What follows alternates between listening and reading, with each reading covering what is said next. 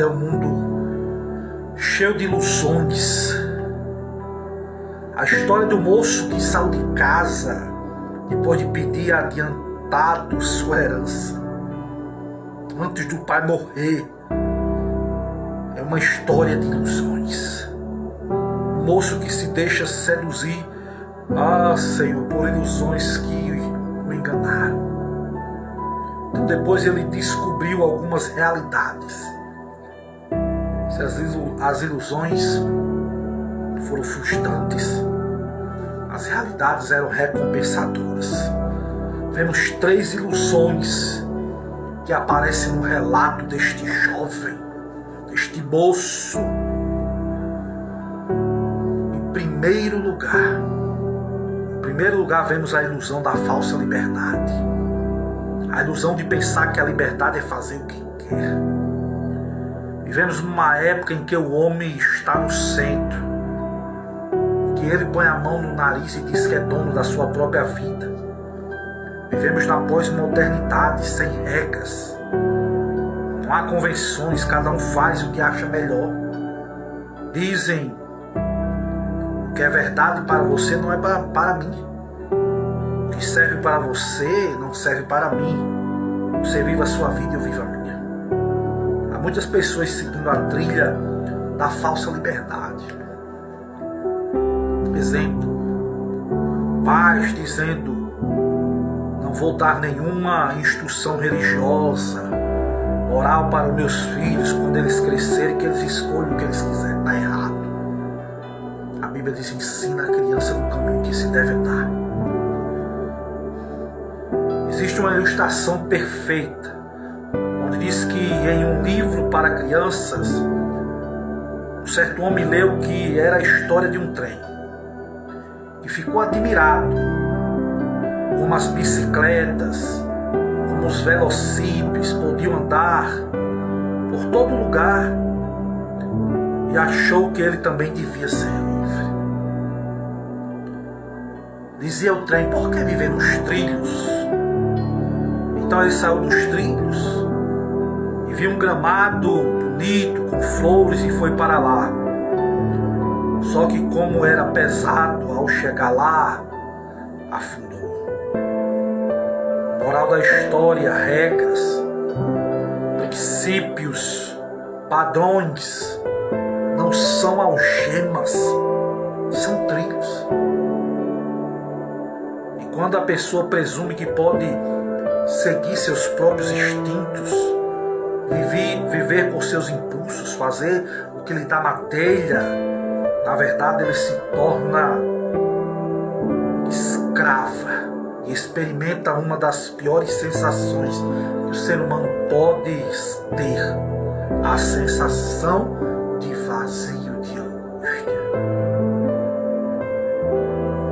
Viver do domínio dos instintos não é ter satisfação, é animalizar-se, ser escravo dos instintos, é mergulhar no vazio, na frustração. Esta foi a ilusão que o jovem filho pródigo mergulhou. Para que viver numa fazenda dessa? Lá no mundo é melhor, dizia o filho pródigo. A segunda ilusão eu vejo a ilusão da segurança econômica. O dinheiro não é mau em si, mas ele é neutro. Os bens são amorais, não são positivos, nem negativos. É o uso que fazemos deles que vai determinar. Uma nota de R$50 pode pagar uma prostituta, pode comprar uma droga, mas também pode alimentar um faminto. O fato do moço ter recebido sua herança não era errada, porque em outra instância o pai concordou. O problema é que o moço colocou a fonte de felicidade nos bens materiais. Este é o mesmo problema de muita gente. Exemplo, o sentido da vida muitas vezes está no novo computador, o iPhone de última geração,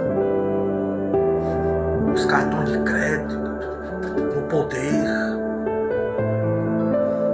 Hoje vivemos em função de coisas que julgamos imprescindíveis para a vida. Foi o caso do moço, só que quando perdeu tudo, descobriu que estava vazio. O moço estruturou a sua vida de duas ilusões,